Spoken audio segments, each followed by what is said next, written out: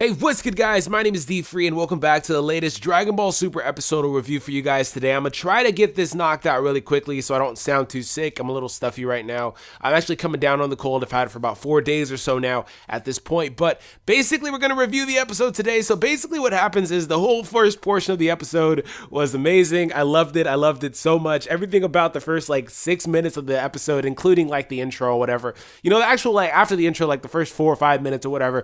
Everything up until Xeno leaves basically is fantastic. So basically Xeno shows up like he did in the last episode. The Omni King, the ruler of everything, the king slash lord of everything, shows up and he's like, hey, I noticed you guys are doing some bad stuff and I came to, see what's going on because I was concerned, but I wound up watching the tournament and I enjoyed what I saw. And he's like, oh, well, let's go ahead and do this again sometime really soon. But when we do it again, we need to have all 12 universes present. That's awesome. That is but the problem with that is that that's kind of like a backdoor way to them not really exploring the universes. They can kind of bring people from different universes, which I really don't want to see. I want to see all these guys kind of go into those other universes gradually, whether that's in Dragon Ball Super, other media at some point. I would love to see it the other way around. But as for right now, I think that's a pretty cool idea to take bits and pieces. Oh God, excuse me, bits and pieces from everything and just kind of make a new tournament again.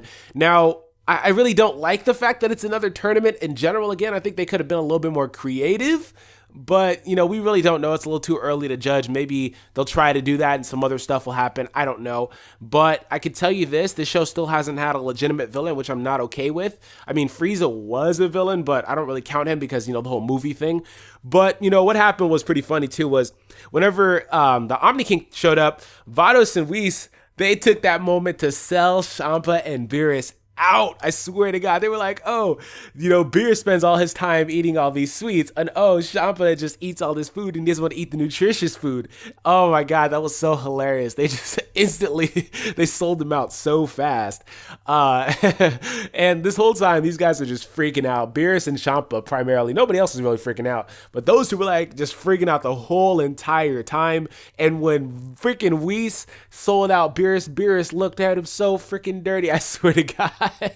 That was so damn funny. I couldn't. Everything up until Xeno left with all of the freakouts and all that shit. That's what I love Dragon Ball Super for. I don't love it for the fights or anything like that. I love it for the comedic moments because it gets really funny sometimes.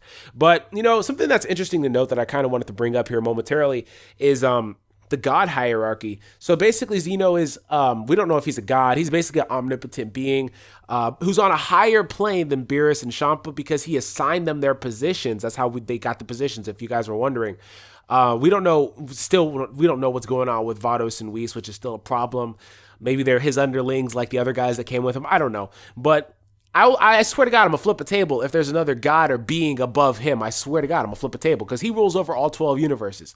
I'm going to flip a table. You know what? I'm not even going to be surprised, though. It's going to be the almighty Toribot, Toriyama Sensei himself, that rules over everything, including Xeno. He's going to be the one true power in the Dragon Ball universe. But no, so getting on from there, he leaves, Xeno leaves, and they summon the Super Shenlong Dragon. I wanted to kind of bring up that Herms from Kanzenshi, shout out to him. He tweeted, and I saw his tweet, I peeped his tweet. He was like, in the episode, they never referred to this dragon as Zarama or Zalama.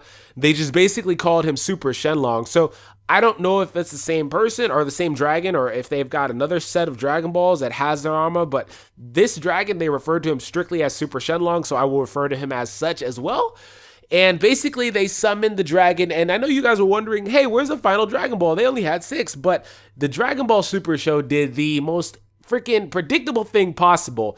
They made the planet, the nameless planet that they were fighting on, the 7th Dragon Ball. I swear to God, I was like, come on, don't tell me that this freaking Dragon Ball is the last planet, or the planet is the last Dragon Ball. So, I don't know, whatever. They just wanted to get the wish and the dragon and end this arc. That's pretty much what they were trying to do in this episode. I can say that from there, they basically, without getting into too much details, they went into the dragon, made the wish. They went into the dragon on some freaking Full Metal Alchemist Brotherhood type of shit there, where you do the freaking human transmutation and then you see the portal and you learn everything, you see everything. They're over there looking at all the galaxies and stars and hold on. That was straight Full Metal Alchemist, I swear it was. And the dragon looks straight like a Blue Eyes White Dragon from Yu-Gi-Oh. But anyways, they basically wish for the they wish for Universe Six's Earth to come back. And that's interesting too, because I think that that's an interesting concept in that, of course, Champa now has a place to go, but what are the Earthlings like in that universe? Vados said that they're good people as well, but like, do they have a Bulma over there? Did Goku ever need to go to that planet? I doubt it, because, planet Sadal and its situation out there. Does Goku even exist in that universe? Is a whole nother thing. But do they have like different scenarios going on that planet? So I don't think we'll really ever explore it. I just think that's a way to kind of tie in that, he got his own planet. He can basically leave their Earth alone. I think that's the only reason they did that. But another interesting thing to note, I'm trying to get out of here, my bad, is the language of the gods. Herms, once again, shout out to Herms, basically said that's nothing but backwards Japanese. So that's pretty funny as well. They were just speaking Japanese backwards. But I don't really know. But basically from there, the episode winds up. Everybody goes back to their respective places. Beerus takes Monaka back to his planet. Goku and them head off. And we get a reveal as to who Monaka really is. He was just working for Beerus. He seems like some sort of like gardener or something like that, or planet keeper or something like that. He was just working. And Beerus basically, as he said a few episodes ago, was only using that guy to motivate Goku, basically. So that's interesting. I mean, it's cool. I really wonder if he was referring to Whis when he said Goku is the second strongest, because that was basically what, you would imply, or what you would infer, based on the movie initially. So I don't really know how that all works out, but hopefully we get a little bit more explanation. Maybe there is somebody else that's a little stronger, because Monaka is just a random guy. I'm interested to see if, he'll be in like a game or something like that later on. That'll be pretty cool. Everybody else kind of does their own thing. Hits fighters, they basically, or Champa's fighters, they basically go back off to their universe. They'll probably be back for the next tournament based on some dialogue between them and Champa. But, that's it for the episode. Next episode, we've got Monaka and Goku. It looks like they're wearing the Satan belt. I wouldn't be surprised if that's like Boo and he did like the whole like face shift thing. He made himself look like Monaka. I would not be surprised. But let me know what your favorite part of the episode was. Once again, my favorite part was everything with Zeno there. That was hilarious. They even played the soundtrack at that point, like making it feel all intimidating. And these guys are looking at Goku in weird positions and all that. It was amazing. As a matter of fact, the OST in this episode, the soundtrack was great. It was well placed, everything.